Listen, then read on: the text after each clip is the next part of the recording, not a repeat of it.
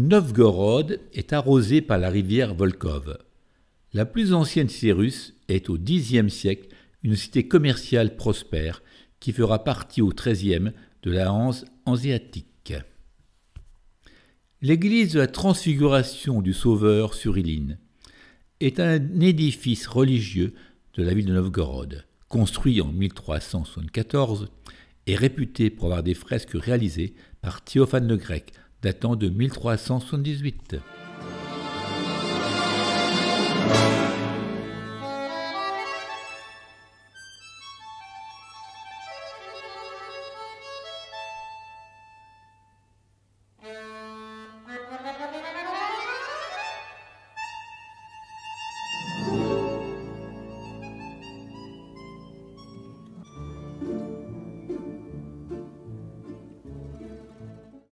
La cour de Yaroslav est un complexe architectural du quartier du marché, en russe Torgovia Storona. Il comprend une dizaine d'églises, des arcades le long de la rivière Volkhov et une tour-porche.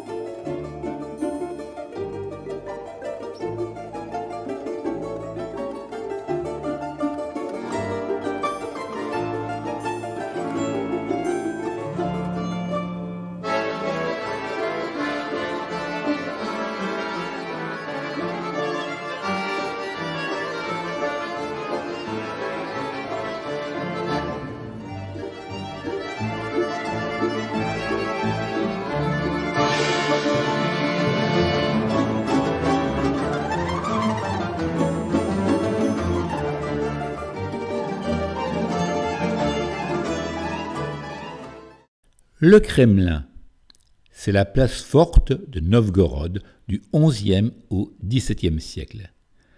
D'une superficie de 12 hectares, il est situé sur une colline dominant le Volkhov et il est entouré de douves sur 3 côtés jusqu'au XVIe siècle. Il abrite dans sa partie nord la cathédrale Sainte-Sophie de Novgorod et le palais de l'archevêque. À partir du XIIIe, le mur d'enceinte est construit en pierre et le nombre de tours passe de 5 à 12. Il en reste 9 aujourd'hui. La cathédrale Sainte-Sophie a été construite en pierre entre 1045 et 1050 dans la forteresse de Novgorod. D'une hauteur de 38 mètres, pendant les 9 derniers siècles, le niveau du sol s'est élevé de près de 2 mètres, escamotant ainsi la base de la cathédrale. Elle a été bâtie par Vladimir, le fils de Yaroslav le Sage.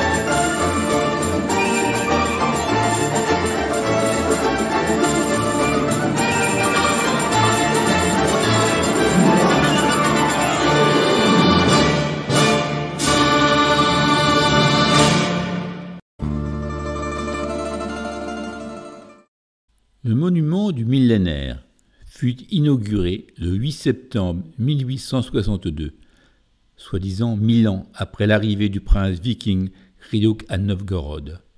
Ce colosse en bronze de 16 mètres a la forme générale d'une cloche et on voit à son sommet une large sphère surmontée d'une croix sur laquelle un ange bénit la Russie. Tout autour, 2 séries de personnages et de scènes qui illustre avec un parti pris fort la narration la plus glorieuse de l'histoire russe à travers des personnages célèbres.